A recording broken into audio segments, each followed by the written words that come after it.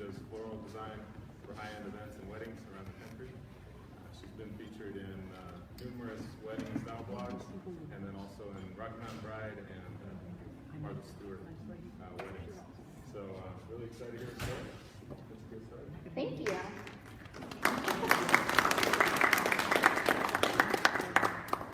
Can you hear me? You can see, wow, it's a really big screen.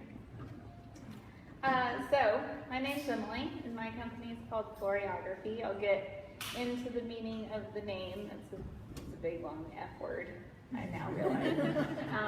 And it has been really interesting sort of branding and marketing now, which is a big part of our story as well. So, I am going to be right in the middle of the line. Well, it says planting a seed, which I am pretty cheesy. And I like puns a lot, so I will try to kind of hold back on the dad jokes, but there might be a few in here. So to just kind of tell our beginning story, we planted a seed. We are a flower farm. And the way that this kind of evolved was not intentional. I didn't go to school for ag or for business. I was an anthropology major kind of by accident. I studied abroad a lot, and that was like how I could get out of school on time. But while I was in school, I studied abroad in Ecuador. And while I was in Ecuador, I discovered that there is a pretty major floral industry there. In the 1990s, when the free trade agreement changed, it opened up the access for agricultural products to come into the U.S. And flowers were one of those major products. And Ecuador, among many other South American countries, were able to produce cut flowers in a way that was much more affordable than the way American producers were. So it basically annihilated the American flower market to where now between 70 and 80% of the cut flowers that are in the United States are actually coming from South America. That's like how drastic that change was. So while I was down there, I saw those greenhouses and I thought, oh gosh, that's crazy.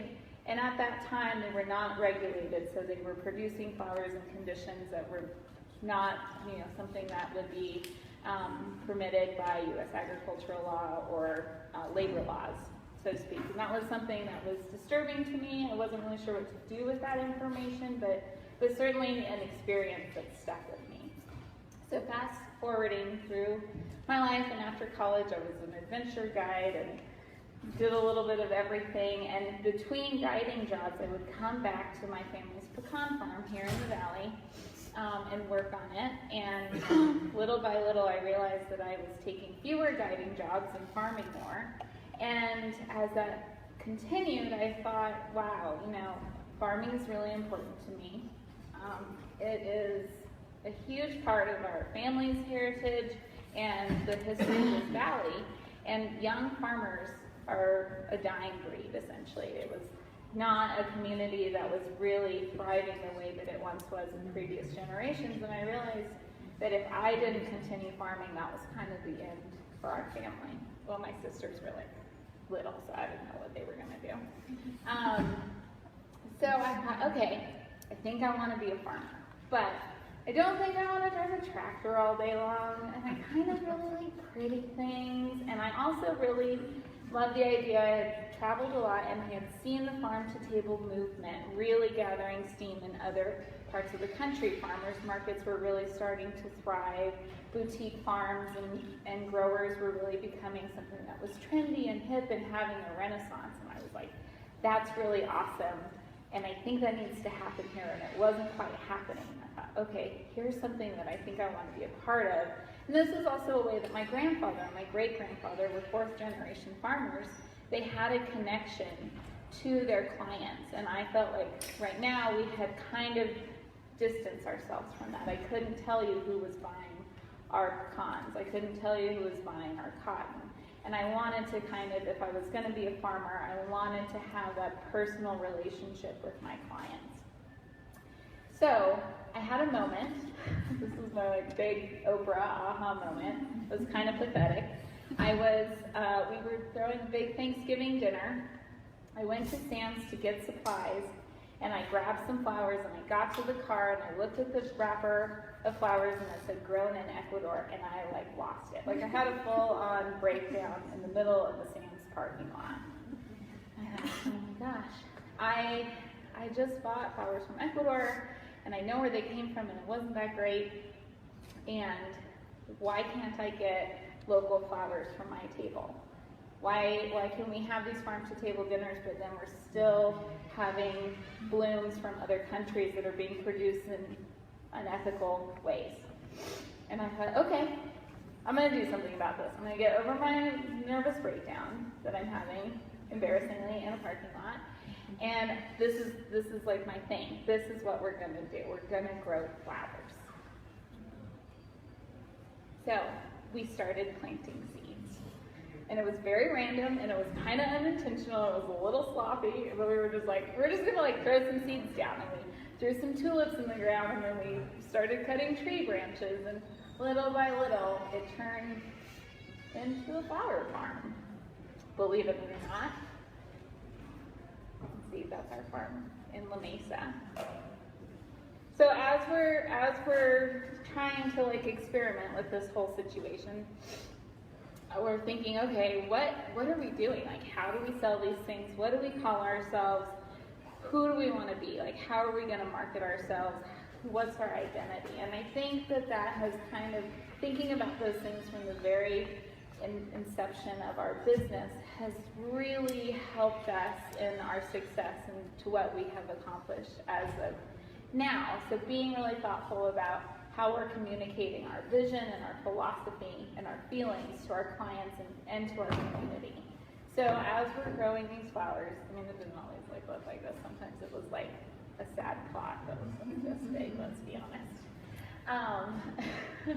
I'm like, okay, what's our name going to be? My grandmother had a book called Floriography, which means the language of flowers, which in the Victorian era, Floriography became a really popular means of communication. People would, because it was a very conservative society, deliver flowers to their lovers or their friends or their special people, and the bouquets contained different flowers which all have different meanings. And I just thought that was just the most charming and romantic idea, that you could communicate with flowers and with blooms and with these actions rather than verbally or with other means. And I just thought, well, wouldn't that be great? We're just going to plant all these flowers, and they're going to have all these meanings, we're going to make these bouquets, and we're going to make the world happier and full of love and warm and fuzzy and all these things. So Floriography seemed to be the name. I just couldn't kick it. And that is where our name came from. So we're growing flowers, really pretty things in cute barns with adorable sisters. And we're trying to find markets. So our first markets that we had, we went to farmers markets, but we also felt like we don't have a brick and mortar. I'm doing all of this out of my house, in my backyard, and my parents' house, and their backyard, and my friends and my grandparents, and that was we were trying to gather all the blooms that we possibly could. We didn't have a storefront, so we thought, how can we make money? How can we do this consistently? And we figured out, we had seen some other models across the country. There were a few other flower farmers that I had found, and it seemed like they were doing subscriptions, so monthly bouquets that were delivered to homes or offices on a regular basis. And I thought that would be a great way for us to get our name out and to have some really consistent income that we could bank on, because we have flowers, and the thing about flowers is they're extremely perishable. They don't really wait, they can't sit on a shelf. If you have them, you have to move them, which is really great if you're a procrastinator, because you just gotta move that stuff. So we started subscriptions. We started in dentist's office, spas, doctor's offices, realtors, universities, wherever we could put flowers, we did. And that was then reinforced by farmers markets, which then led to events, and then we started doing workshops and other educational series. So I like to tell this story because I feel like this is all sounds really delightful and magical. We just kept growing flowers and people kept buying them.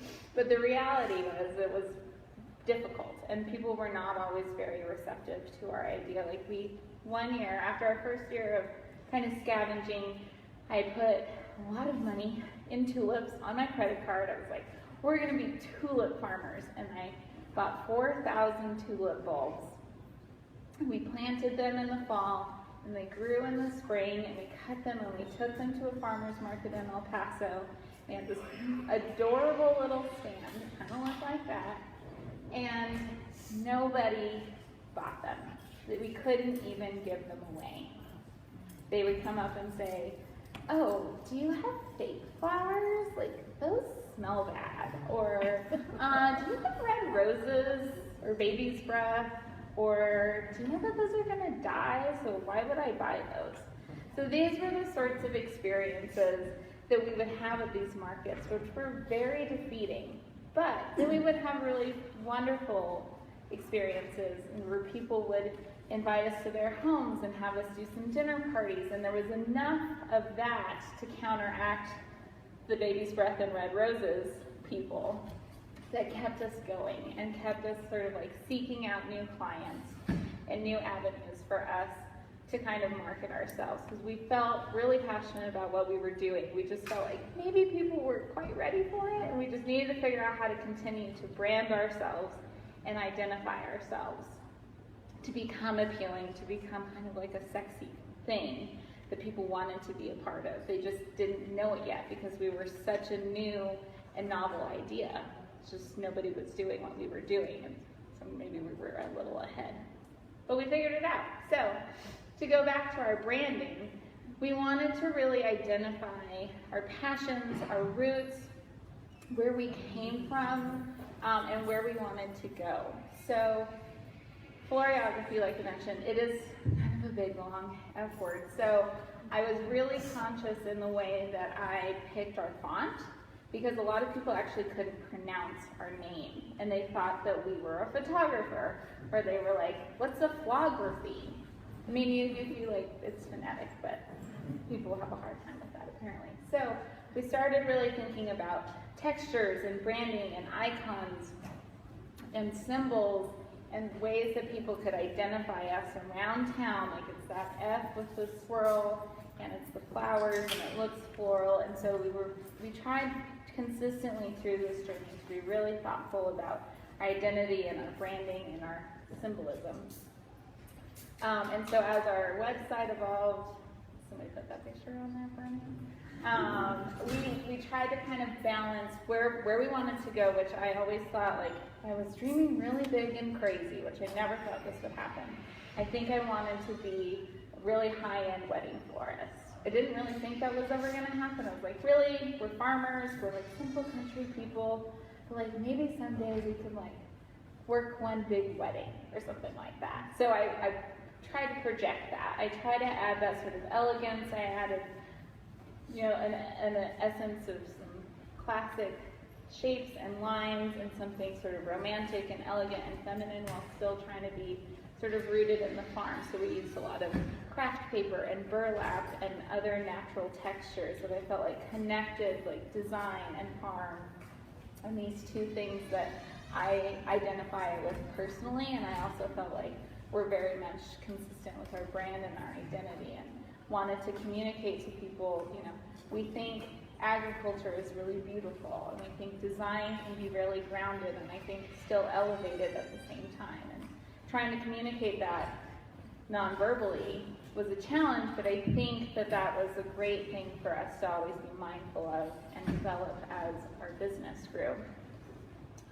So, like I mentioned, finding icons. We didn't have money for a graphic designer or anything like that, so I went online. I had this idea in my head of like, oh, I think cactus is really pretty. I'm like, how do you make it feminine?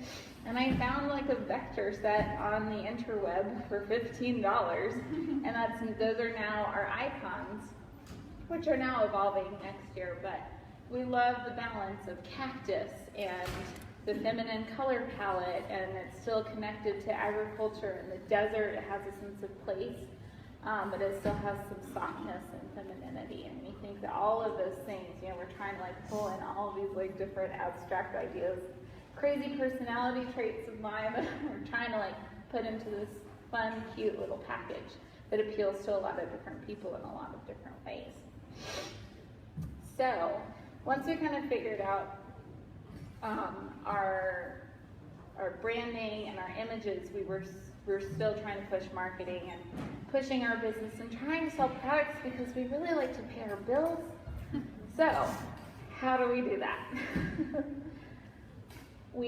I would go to magazines, kind of lots of cold calls to magazines, to publications. I went to the Arrowhead Center. I went everywhere I possibly could and introduced myself, or like called them and was like, hey, do you know that there's this like really cute little flower farm and you guys should write an article about?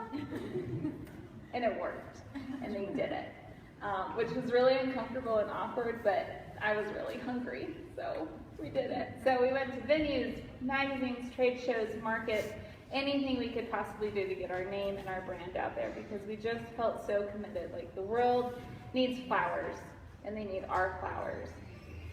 And this is how they got to find out about it. So, what happened? Am I pointing at the wrong thing?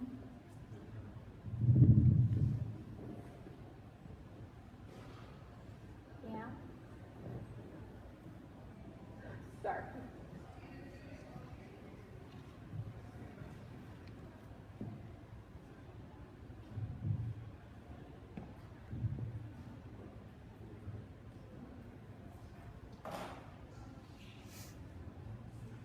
Well, I can keep talking while he figures that out. Okay.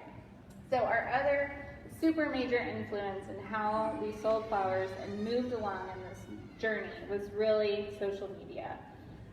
And particularly Facebook. We didn't have a storefront. So how are you supposed to sell things if like nobody knows where you are and nobody can go buy things from you, and you don't actually have hours, and you say no to a lot of things, unfortunately, like that.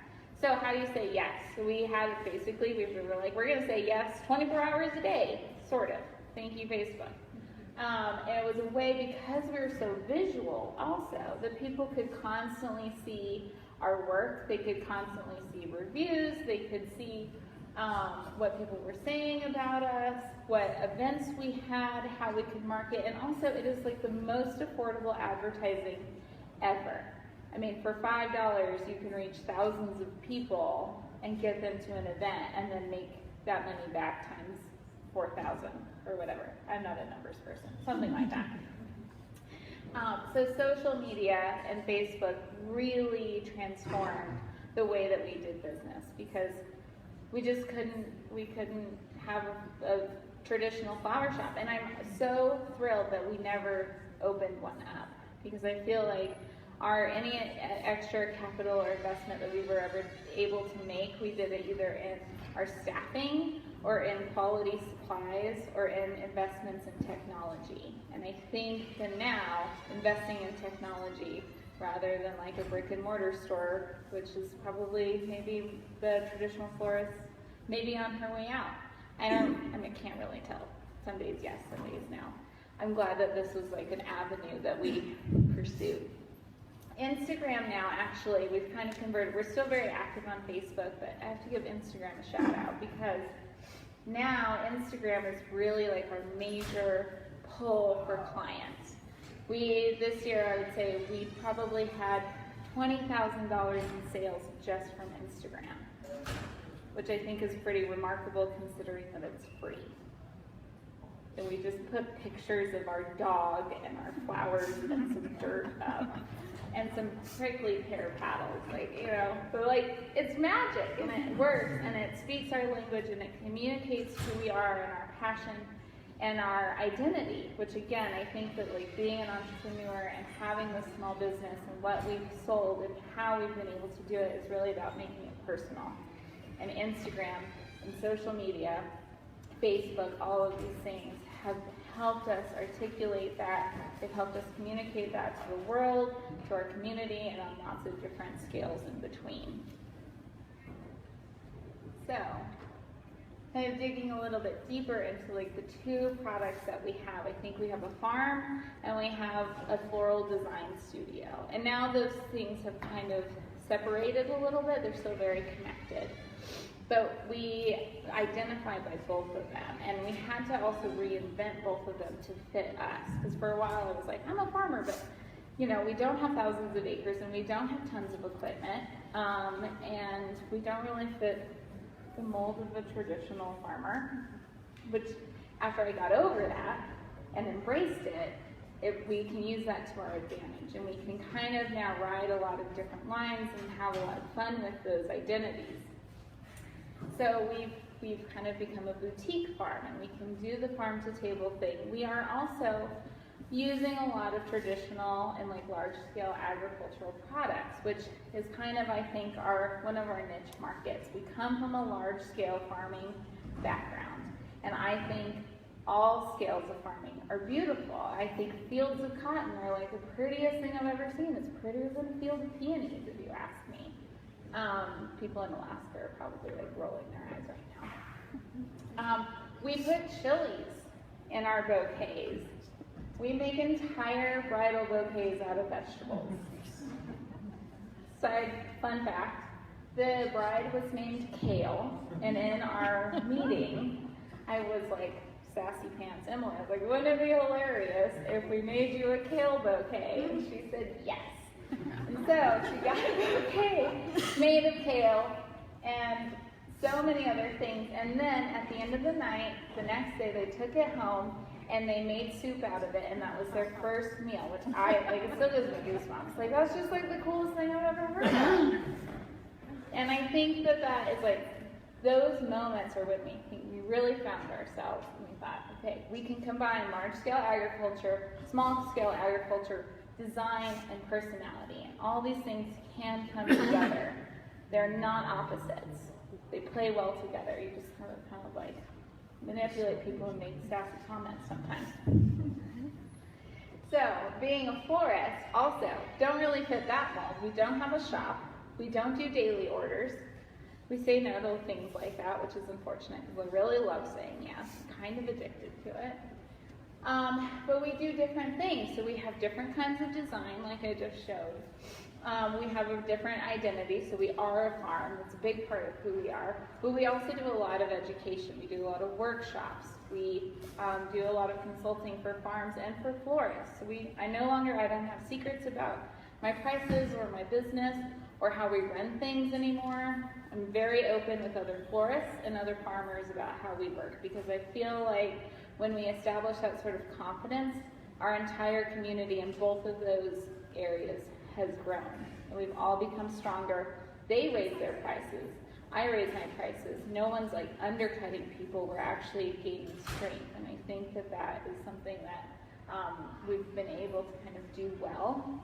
And what's propelled that is having this sort of that think locally, act globally mindset. So we're trying to build our local community, but we're also still always thinking about where do we want to work, what other communities do we want to focus in on, what kind of adventures do we want to take. I'm still a bit of an adventure junkie, so I think okay, I think Croatia is on the horizon for next year, and I haven't quite figured out how we're going to get there, but I think we're going to go. So if you don't want to come with us. So this is part of our floral identity as a designer, as we do lots of weddings. And at first we just took weddings anywhere, and now we're really specific and mindful about where we work. We work at the places that we feel have the same philosophy as we do, for the environment, for the way that they treat their clients, and for their design. And we feel like that results in really magnificent things, and it has raised our game. So we've surrounded ourselves by places that I thought we were not fancy enough for. We just did 3 weddings at the Four Seasons in Santa Fe, and last year I would have been I don't think I'm fancy enough for you guys, but we pushed it, and we decided that actually those are the people that we want to be our clients, and so we did it. And we're really stoked that we did, because it pushes us to make really cute little things like that. I really like boutonnieres, so we got a lot of boutonniere pictures. And weird looking flowers. So, talking about venues and vendors and people that make us better, we really think that kind of like that final piece of our puzzle has been collaborating with our puzzle of success and getting us to go to the places that we wanted to go or didn't even like dream that we could go. So collaborating with other venues, vendors, communities, groups, things like that. Maybe speaking with pizza is a thing. So we do a lot of outreach with a company called HoneyBook, which is our online program that manages our contracts, subscriptions, email communication with clients, all those things. We now are a training facility for them because it's a program that we believe in so strongly, and we think that it makes our community a lot stronger. We do events with anthropology and other photographers where we did flower crowns, and it was completely free. We just like having parties sometimes and engaging with the people in our community and giving back a little bit. And in the end, we found out, and this is like another kind of aha moment, the more that we give, the more we really get back. The more we started investing in our community financially, emotionally, physically, however we could, the more we got back in money, collaboration, strength, creativity. All these things we think are like super integral to everything that we do and motivate us completely every day. So like this on the left, the Rising Tide Society, their hashtag is Community Over Competition. They're a national organization that is specifically focused to creative entrepreneurs. Most of the people in this community are wedding professionals, not everybody. And they have monthly meetings nationally in different cities on the second Tuesday of every month, and they have guided discussions that are about business management, online marketing, how to do your taxes, how to hire people, really, really helpful things for small businesses, entrepreneurs, creatives, people, and when you are creative or a small entrepreneur, which I'm also short and a small business, both of those things. You're alone a lot, and I didn't go to business school, I didn't even think I should ever, my mom thinks, I said at one point that no self-respecting liberal arts student should know how to run an Excel spreadsheet. That was my mindset for a long time. I was just gonna live on a hammock and surf or something. So sometimes you're alone and you don't know these things and you want to learn them, but you don't have the resources. And it's so terrific to now have communities and organizations like the Rising Tide Society or Ladies Celebrating Ladies, which is a small one just based in Albuquerque that some friends of mine and I have started, to have a sounding board or a guide point or something that helps you feel a little less alone and a little bit more successful and supported. Other ways that we've been able to gain business and access to greater creative opportunities are styled shoots, which is when I first started and I wanted to do weddings and I didn't think I could. I found a photographer, she found a model and a dress, and I made a bouquet and we put it together in a botanic garden, and it actually got published on a blog, which I was like, what? That's cool. Maybe this is a great thing. And that actually brought us business and more business. So these styled shoots and collaborations are really a win for everybody, and those sorts of experiences have totally propelled us forward. This is a real wedding that we did. That was at one of our very favorite locations with our favorite designer that we feel pushes us to a new level of creativity and happiness, I guess. It just makes me happy when I look at that.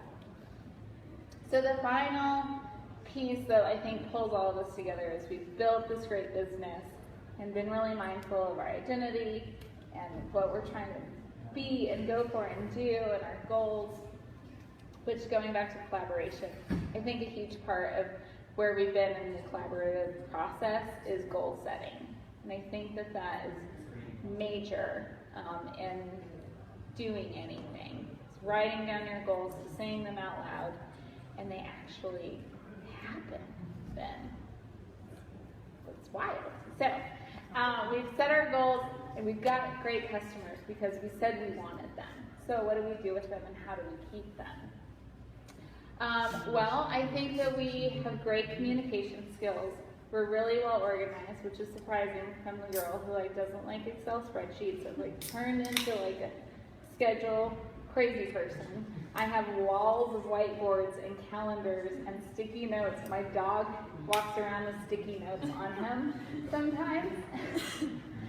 But it works. And I think our clients, it's how we've been able to build trust and consistency, because they feel like we get them, we understand them, we can communicate their vision, we have this vocabulary of design and trust that we've built with them that I think is so important. Like these girls wearing these crowns, including this baby, they were all past brides. She just had the baby a year after they got married. And we had a flower crown workshop, and they all came back just to say hi, which I think is so cool. Because they could have very easily been like, peace out, Emily, we're going to get married and go on with our life. And they show back up.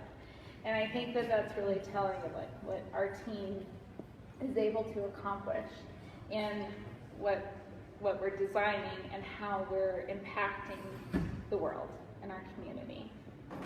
So, the last magical part of everything that we do is our A-team, our staff, which 2 of them are here, and my parents, my grandparents. They all provided labor and sweat and a lot of enchiladas, food. But everything that we do, and now that we've gotten so big, we do 100 events a year, which is crazy considering that there was one year that I got really excited about one event, and now we do what we do. We just finished 7 this weekend. And we set those crazy goals, and I was like, oh cool, wouldn't it be nice to be a Martha Stewart, or wouldn't it be cool to do a $1 million wedding? And we did it. But it happened because of the great people that I've been able to pull together in a team. And the way, I think the key to doing that is identify my strengths. I have a few. But I have a lot of weaknesses too.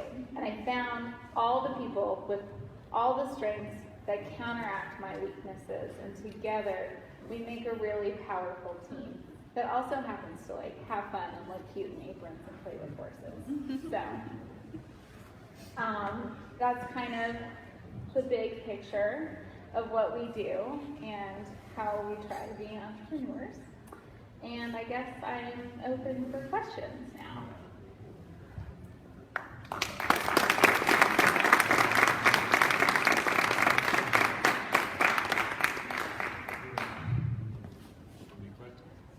Yeah.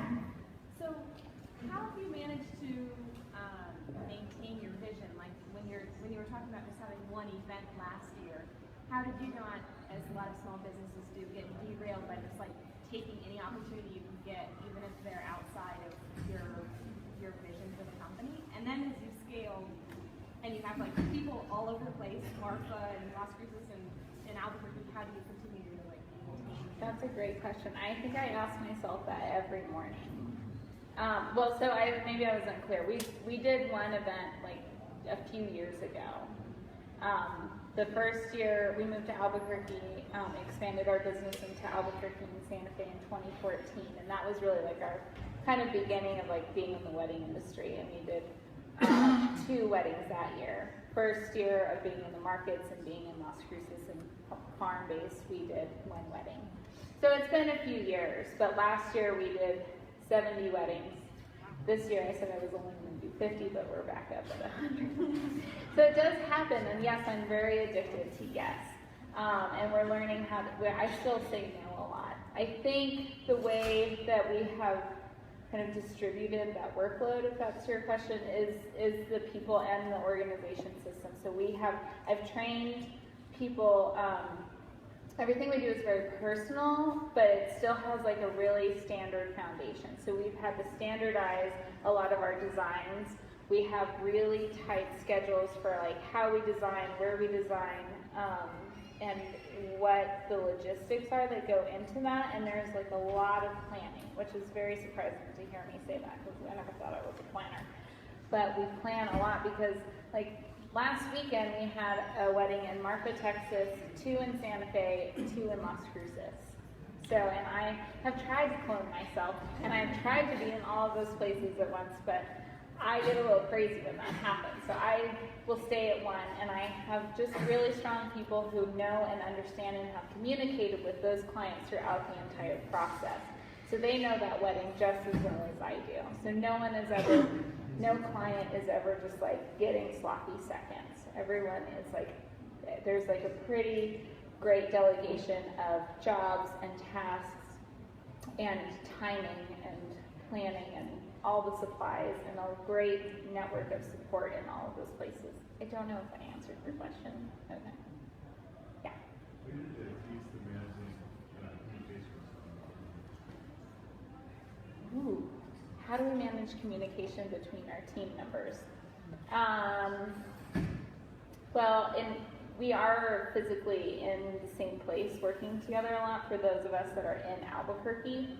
And so we have, like I said, lots of whiteboards. And so I try to articulate, like verbally communicate what's going on every single week. But we also put everything is on paper and everything is on a board. So once everyone learns the foundations of like how to build certain things that are on a contract, they can look at anybody's board, as we call them, that has their full description of what they've ordered, and anybody, and we make complete like collages of their flower varieties and their design styles and things like that. So basically, I say like any idiot can come in off the street and like see a mood board and a contract and like can make it. So that's kind of in person. And then for my staff that is in Las Cruces and El Paso, we do a lot of things over the phone, but it's also sort of that same thing. They have been taught the foundations of how to make each individual item, so we have a lot of consistency in that manner. There's still a little artistic freedom, but that is also something that I try to be really mindful of when we teach those skills. So they know when you get a Floriography bouquet, it's made the way that I make it, and that every single one of my employees knows exactly how to make a bouquet. So Susanna's bouquet is going to look just like the one that I made, so no one's like getting a lesser item. But they're also getting online mood boards. We communicate on that program called Honeybook, which is online contract management. So I can get on a computer here and like look up somebody's contract. I can look at all of our email communications and all of their photos that we've exchanged. So even if I don't have her folder with the notes that I took in her interview, I have all of the guts to her information accessible at all times from any place in the world, which I think helps us manage that. So if we forget a folder, it's fine, because it's on the interweb somewhere in the cloud.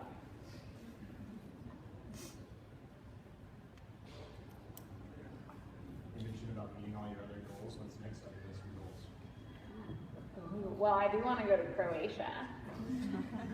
Really, I do. I think going international is really pretty high on the list right now. I'd like to do a few more like really large scale events. I feel like that's something that we're really good at. I think our niche, like if we, our overall philosophy, if I had to articulate it in like a sentence, is that we create really beautiful events that are personal and thoughtful of each client and very respectful of the environment in which we're working. And I think that that's something that makes us different from like a lot of the other really big designers, is they'll like be in Hawaii, but they'll like bring in desert things. And when we are traveling or we're working, we are incorporating native foliage, native grasses, we're foraging, we have a network of local farmers wherever we go in the country or hopefully in the world. We still like digging deeper for flower farmers in Croatia. But I think that's really something that we do well, is we are tying in the things that are in the landscaping outside the ballroom that they're in. So it feels connected, it feels personal, it feels like New Mexico. So we get a lot of clients from out of state that are getting married primarily like in Santa Fe. They want a destination wedding. They want it to feel kind of deserty and southwestern. And we're one of the few people who really like, will put prickly pear and strange cactus and weird fruit and stuff like that in your bouquet because we feel like it connects to who they are. It has a story that connects to them, but it also is very much representative of the landscape that they're in and their guests at. And I think it's important for the guests to be mindful of the new sense of place and bringing the outside in and kind of having environmental design in these sort of like more traditional ways. Yeah. You talked about traveling abroad a lot, and that your Ecuador right. moment kind of came from that. Would you say that your travel abroad, though maybe not in all the ways connected to yourself as an entrepreneur, would you encourage other entrepreneurs to travel to kind of have to push their vision? Yeah, I think so. I think the more we travel and the more that we are exposed to other methods of doing things, other design techniques. I mean, in our particular realm, traveling, just like looking at different architecture and traffic patterns and textiles is like enough to kind of like fuel an entirely new business sometimes. And I think that sometimes it's really easy to become really stagnant and comfortable in a business. You like find something that works and you just like do that over and over and over again because it works. And there's some comfort in that, and that's nice for a little while. And we kind of found that a little bit last year. Like we found a rhythm, and it was really nice to kind of like know what we do and do what we do, and we do it well. And then it's like time to push to the next level. And maybe that's just me, and I get a little bored, and I'm like, and that's part of like being maybe creative and a little bit more right-brained than left-brained. But I would totally encourage people to continue to push themselves into those uncomfortable places and talk to the people that you don't think that you deserve to talk to, or go to the places that you're like, well, that sounds cool, but maybe like out of my league, or like I don't understand the connection, because I think that there are connections to be found everywhere you go. Yeah. So when did you know that you were an entrepreneur? That's a great question. About 5 minutes ago when I just gave a speech. I think at the beginning. I think I've come from many generations of entrepreneurs, and that was something that just kind of almost was not expected, but a really comfortable lifestyle to move into. I don't know if I like use that word very frequently, but yeah, I think fairly early on, if somebody had said, "Are you an entrepreneur?" I would have been like, "Well, I don't have a boss, so I guess so." Yeah.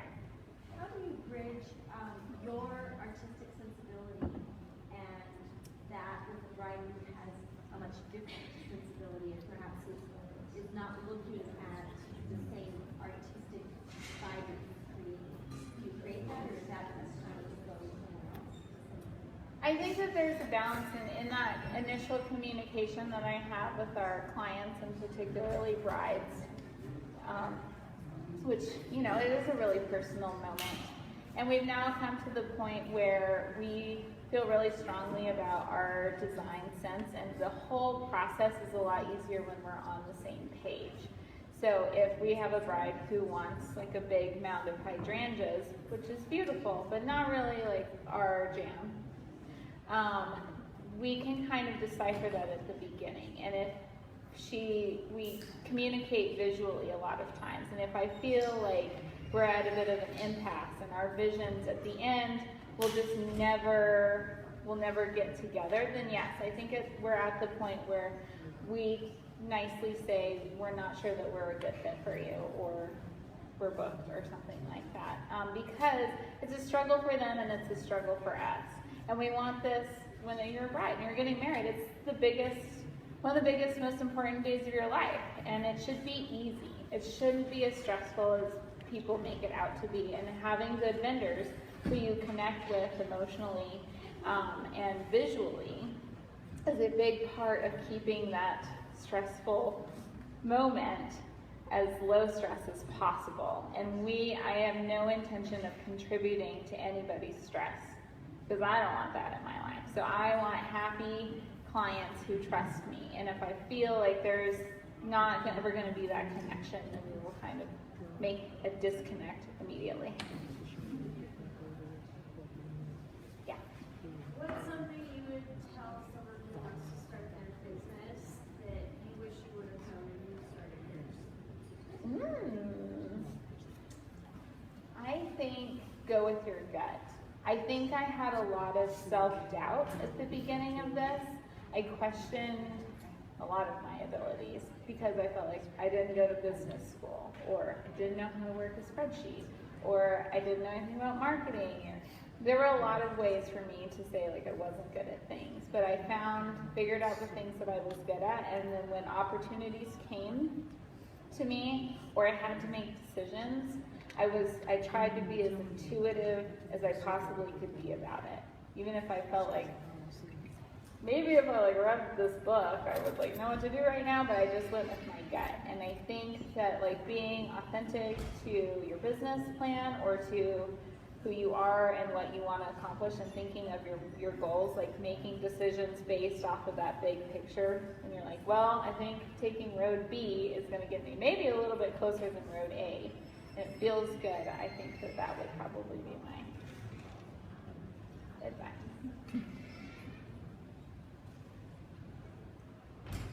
You're a good granddaughter. I paid him to say that. Well, thank you.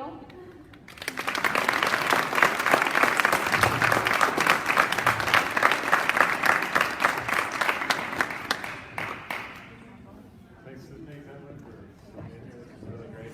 Also, thank everybody for coming. We want to thank Frank Seidel and Seidel Technologies for sponsoring these events and bringing all the pizza. So enjoy that. Also, we'll be doing another entrepreneur encounters in November. So check that out. It'll be on our Facebook page. And then also, Aggie Shark Tank is next week, October 19th. So get your tickets at sharktank.edu. Should be a lot of fun. Yeah, thanks for coming.